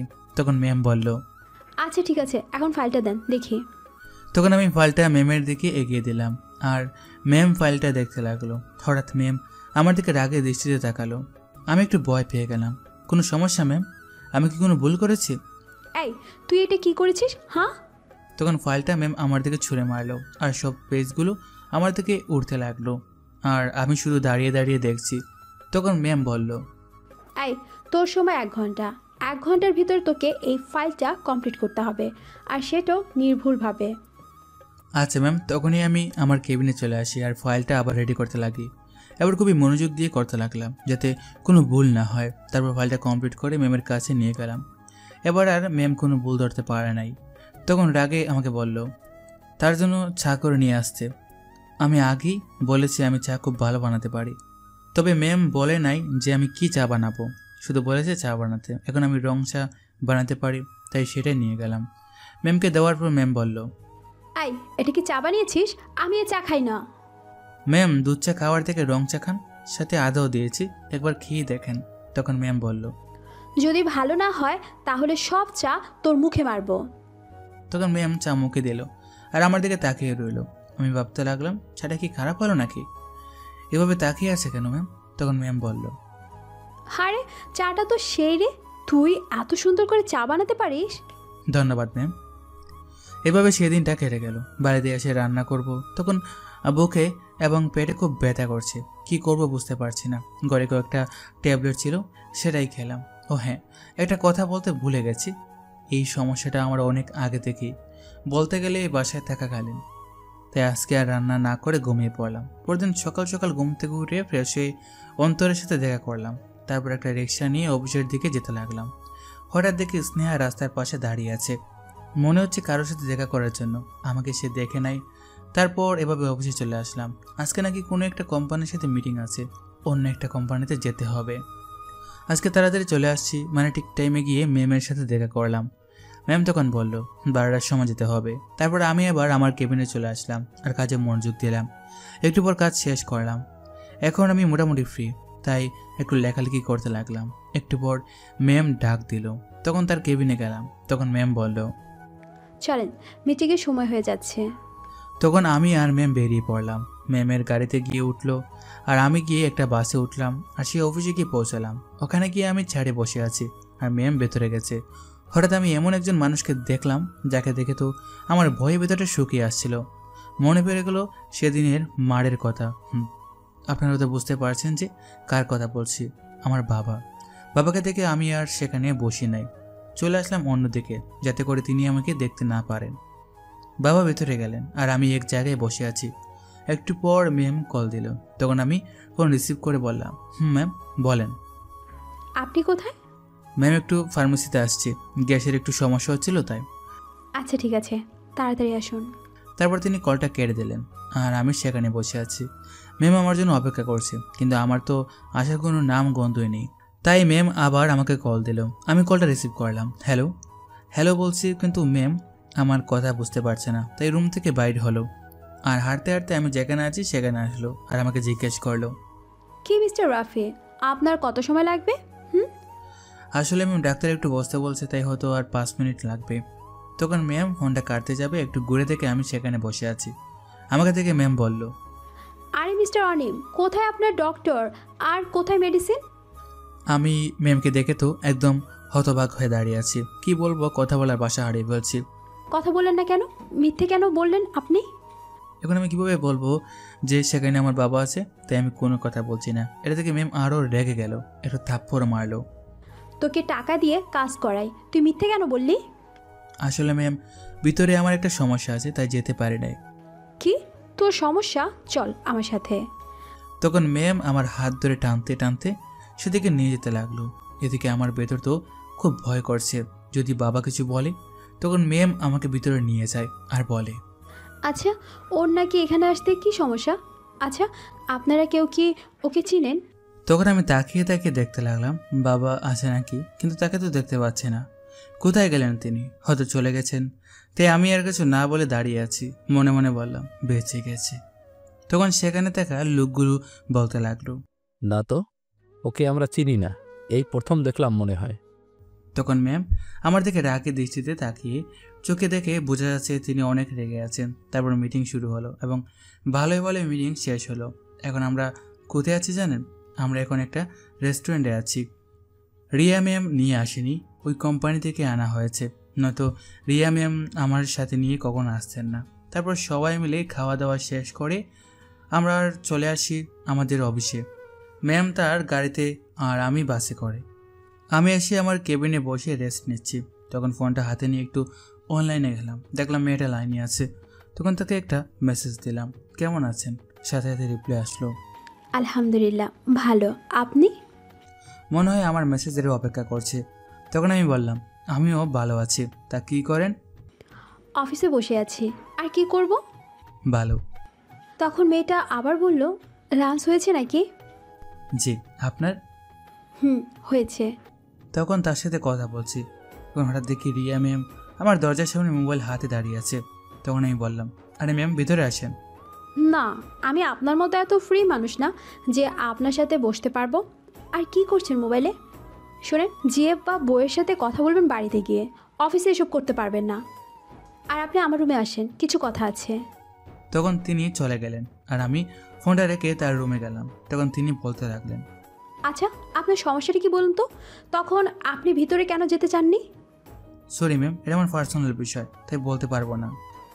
দেখেন মিস্টার অনিম, আপনি কিন্তু ফাইলে সাইন করে দিয়েছেন যে আপনি 5 বছরের আগে চাকরি ছাড়বেন না। যদি ভালো করে কাজ না করেন তাহলে বুঝবেন আমি কি জিনিস আর কি করতে পারি। এখন এই রুমটা পরিষ্কার করেন, ময়লা হয়ে গেছে। ম্যাম, এটা তো আমার কাজ না, এর জন্য তো অফিসে লোক আছে। এই বেশি কথা বলবি না, যেটা বলছি সেটা কর। মনে রাখিস আমি তোর বস, আর 5 বছরটা তো মনে আছে, সো তাড়াতাড়ি কর।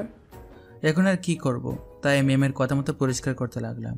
আর তখনই একজন কর্মী আসে ম্যামের কাছে, আর আমাকে এভাবে দেখে বা এই রুম পরিষ্কার করা দেখে তিনি একটু অবাকই হলেন, আবার হেসেও দিলেন। তারপর তিনি কাজ শেষ করে বাইরে চলে যায় আর আমারও রুম পরিষ্কার শেষ হয়।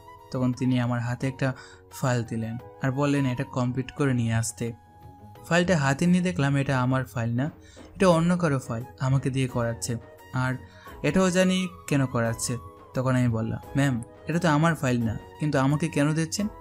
তখন তিনি আমার দিকে একটু রাগী দৃষ্টিতে তাকালেন আর বললেন, এই নে আরেকটা ফাইল, এখন গিয়ে 2টা কর, আরও কথা বললে আরও দিব। তখন আমি আর কিছু না বলে ফাইল দুটো নিয়ে চলে আসলাম। ম্যাম এটাও বললেন এই ফাইলটা যাতে কমপ্লিট করে বাসায় যাই। তখন আমি ফাইলগুলো দেখতে লাগলাম। এরকম ফাইল আমি কখনো কমপ্লিট করে নাই, তাই একটু বুঝতে অসুবিধা হচ্ছে।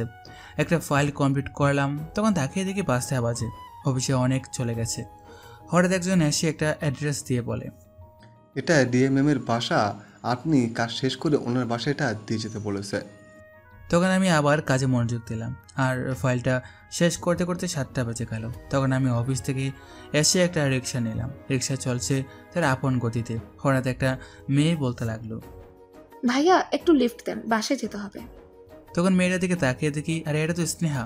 তখন সে আমার দিকে তাকালো আর আমাকে দেখে একটু চমকে উঠলো আর তখন আর কিছু না বলে চলে গেল। তখন আমিও আমার মতো চলে আসতে লাগলাম। কি দরকার এই মেয়েকে সাহায্য করার?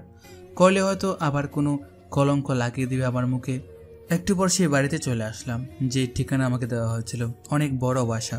তখন আমি ভিতরে গেলাম। প্রথমে দারোয়ান আমাকে ঢুকতে দেয় নাই, কিন্তু পরিচয় দেওয়ার পর ঢুকতে দিয়েছে। তারপর আমি বাসার ভিতরে গেলাম।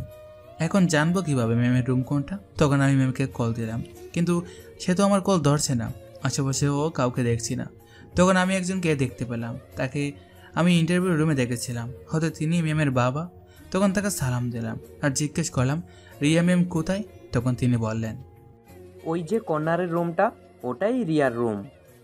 তখন আমি সেই রুমের কাছে গেলাম, দরজায় নক দিচ্ছি কিন্তু কারো কোনো সারা শব্দ পাচ্ছি না। হঠাৎ দরজা একটু ধাক্কা দিতে খুলে গেল, কিন্তু রুমে তো কেউই নেই।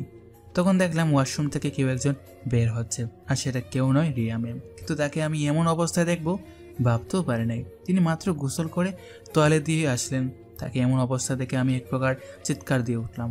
তখন ম্যাম আমাকে দেখে দৌড়ে আমার মুখ চেপে ধরলো আর বলল, আই কি করছিস কি? চিৎকার দিস না, এখন তুই বাইরে যা, আমি তোকে পরে দেখছি।